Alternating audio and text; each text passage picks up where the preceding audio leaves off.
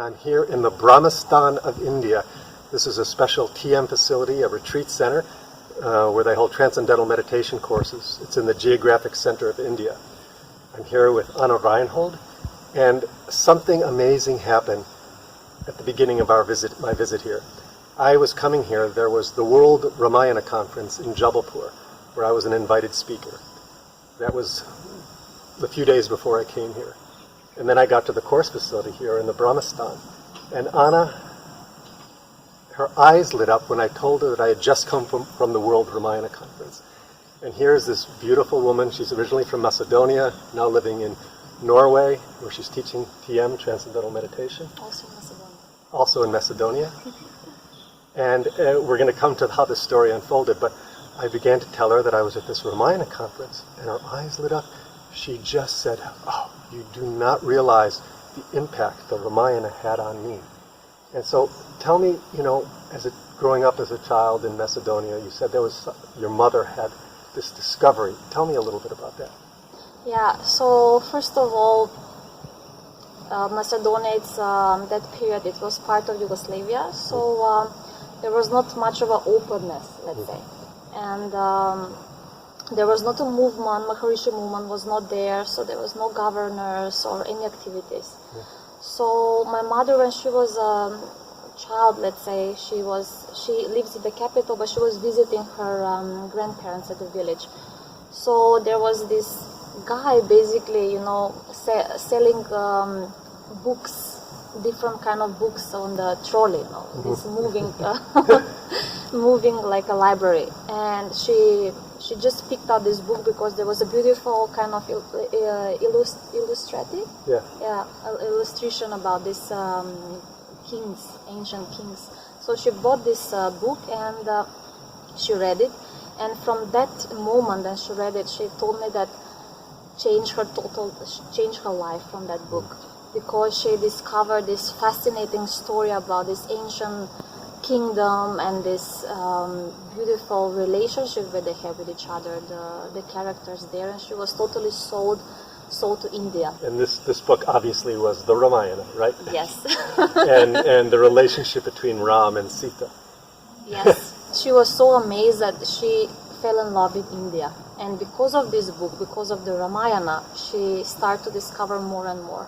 So she started to discover about the culture, about the traditions, and she found out about the Vedic knowledge and about yoga.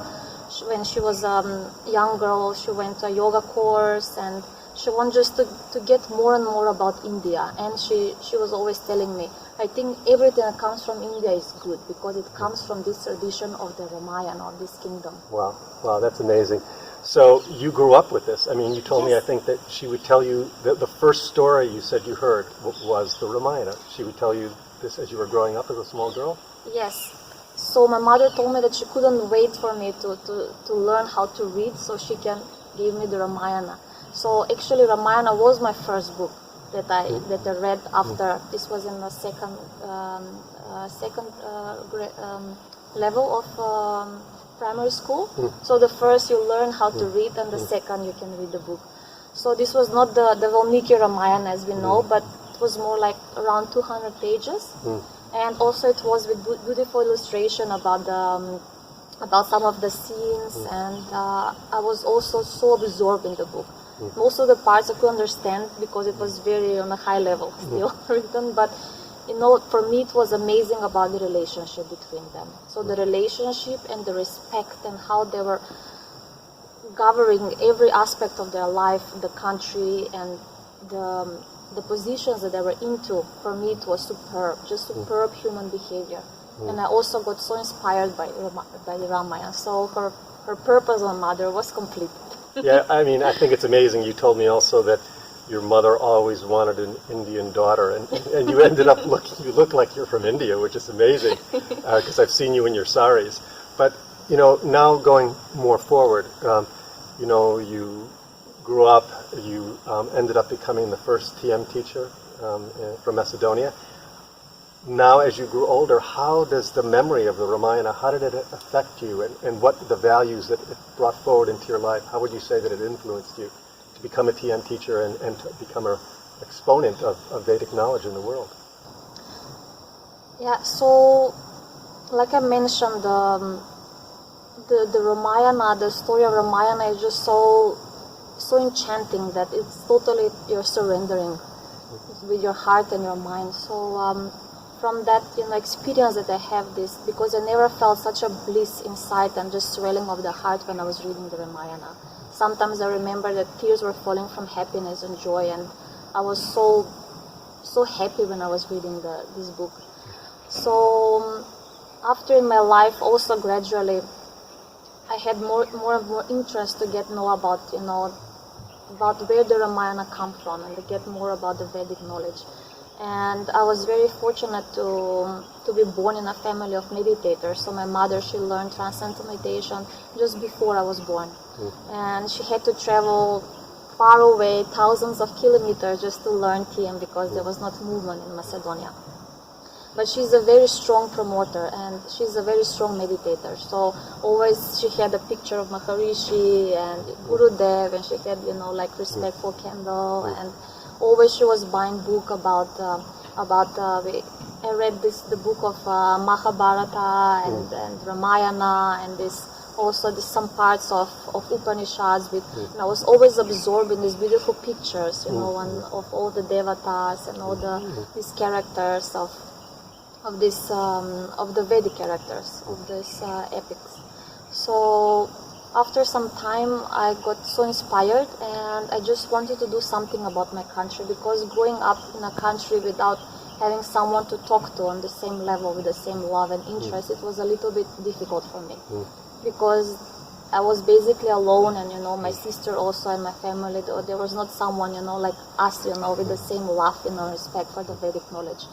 So I was always, when I was younger, I was saying I couldn't understand why I was born in this country. It was like a curse to me. I couldn't have anyone to talk to. But after some time, I got this very strong insight from inside that actually it's my fault that there are no people that they know about this knowledge. It is my duty to do something about it. I cannot complain if I'm not doing something. Beautiful. So from that, inside urge, to do something and to create, actually, not to complain, but to create, to do something about it. This strong desire came and grew to become a TM teacher.